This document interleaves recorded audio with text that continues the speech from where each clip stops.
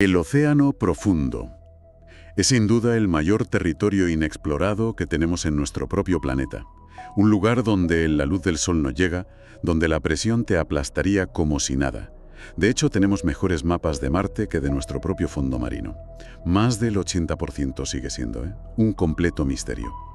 Y justo ahí, en mitad de esa inmensidad, en 1997, unos micrófonos de la Guerra Fría, que estaban ahí para escuchar submarinos, captaron algo imposible, un sonido. Pero no un ruido cualquiera, un rugido, una cosa colosal que venía de las profundidades. Un sonido al que la ciencia acabó llamando el bloop. Y ese es justo nuestro objetivo hoy. Vamos a sumergirnos en los datos que hay, que no son muchos, pero son muy interesantes. La idea es separar los hechos de, toda la mitología que ha surgido alrededor. Queremos entender por qué, después de más de 25 años, el bloop sigue siendo uno de los enigmas acústicos más fascinantes de la historia. Perfecto, pues vamos a ello. Situémonos en 1997. La NOAA, la Administración Nacional Oceánica y Atmosférica de Estados Unidos, tiene una red de hidrófonos. Micrófonos submarinos, básicamente. Eso. Y de repente, los sistemas detectan este sonido. Era de una frecuencia ultra baja, muy grave, y duró menos de un minuto. Pero lo más increíble, lo que lo convierte en un misterio de verdad, es la potencia. Exacto. Fue tan potente que lo oyeron sensores que estaban a más de 5.000 kilómetros de distancia. ¡5.000 kilómetros! Es que para que nos hagamos una idea, es como de Madrid a Moscú, más o menos. Un sonido que cruza un océano. Es una barbaridad. Es que hay que entender lo que significa eso bajo el agua. El sonido necesita muchísima más energía para viajar a esa escala. Por eso los científicos descartaron enseguida lo más obvio. Como un terremoto o algo así. Exacto. No tenía el perfil de un terremoto, que es como un golpe seco, tampoco el de una avalancha submarina, que es un ruido más caótico, más largo. Y supongo que cualquier cosa hecha por el ser humano también quedó fuera, ¿no? Un submarino, una explosión. Por supuesto. Un submarino ni de lejos genera esa energía. Y una explosión, pues tiene una firma acústica muy clara, un pico instantáneo. Esto no, esto era distinto. Tenía una estructura, una modulación. Y ahí es donde la cosa se pone interesante de verdad. Cuando analizaron el espectrograma, que es como la huella dactilar del sonido, ¿qué vieron? Vieron que el patrón se parecía, y mucho, a la vocalización de un animal. Espera un momento. ¿Me estás diciendo que lo más parecido a ese estruendo era el sonido de un ser vivo? Exactamente. La firma acústica del bloop era más compatible con algo biológico que con algo geológico o mecánico. Y claro, eso no resolvió nada. No, eso lo complicó todo. Lo hizo infinitamente más grande. Creó un dilema científico de primer orden. Claro, porque si es un animal, ¿qué animal puede hacer eso?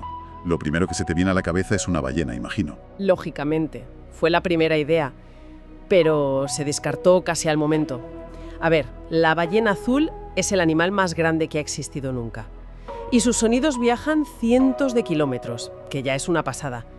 Pero es que esto era de otra liga. Mucho más potente. Incomparable.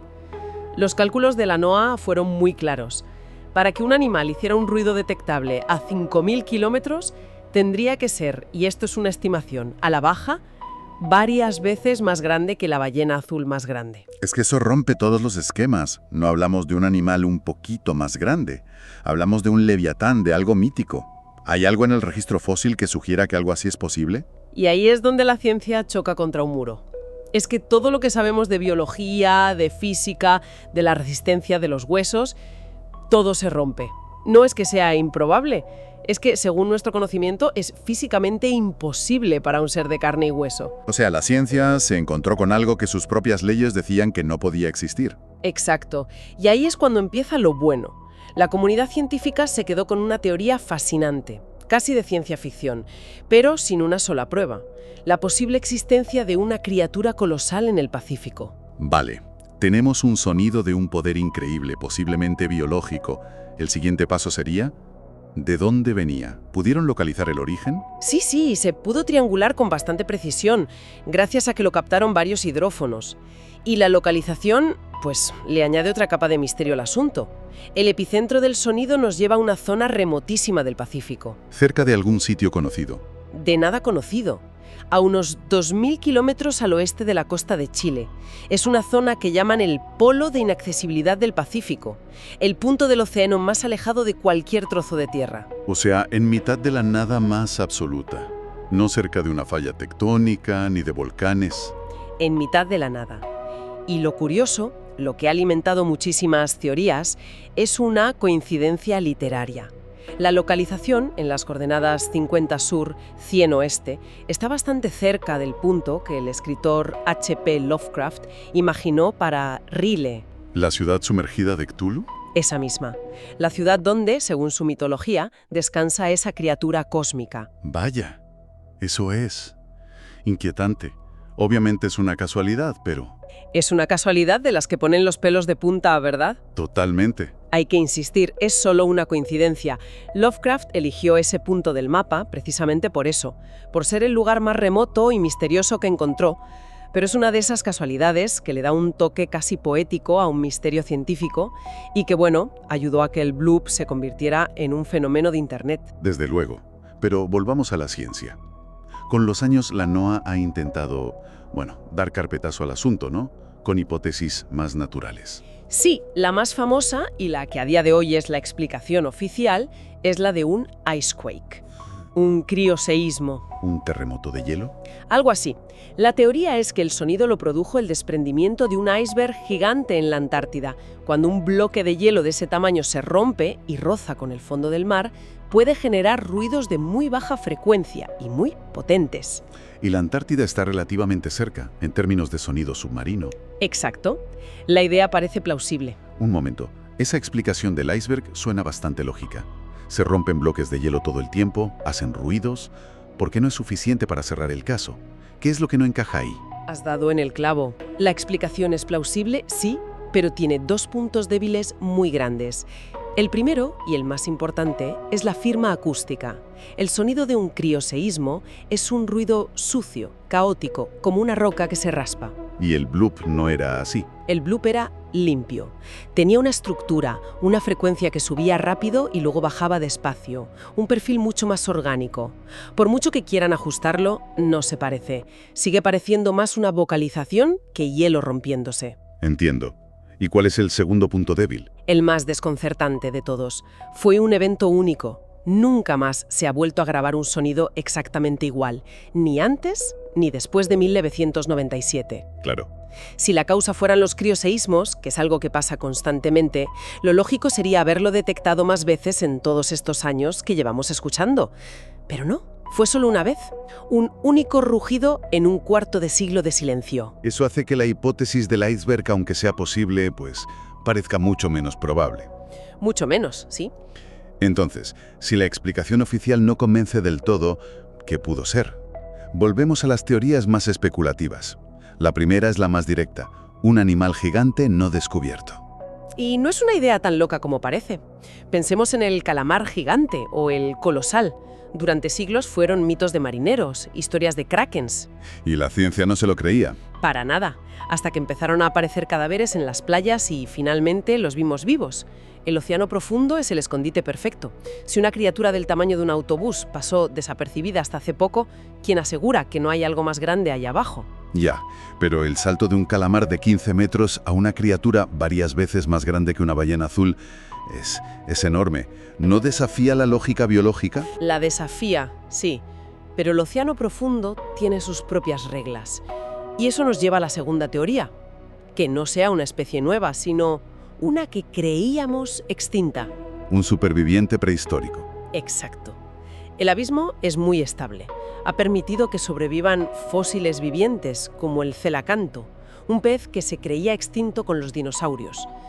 La teoría plantea que quizá una pequeña población de grandes reptiles marinos, un mosasaurio o algo así, pudo haber sobrevivido en las profundidades. Eso ya parece sacado de una novela de Julio Verne. Pero, ¿es defendible científicamente? ¿Podría un bicho así haber sobrevivido sin dejar ni un rastro? Es extremadamente improbable, pero no teóricamente imposible. La ausencia de prueba no es prueba de ausencia, y menos en un sitio del que conocemos menos del 5%. Es una especulación, sí, pero se basa en que el océano es el último gran refugio de los secretos de la Tierra. Y queda una última puerta, la que dice que no fue ni un animal conocido, ni desconocido, ni prehistórico. Efectivamente, la posibilidad más abstracta y quizá la más honesta, que fue un fenómeno que sencillamente no entendemos, algo que la propia Tierra emitió desde sus entrañas por razones que se nos escapan. O sea, ni un ser vivo, ni un evento geológico de los que conocemos, sino algo nuevo. Una manifestación de procesos planetarios que aún no hemos empezado a estudiar.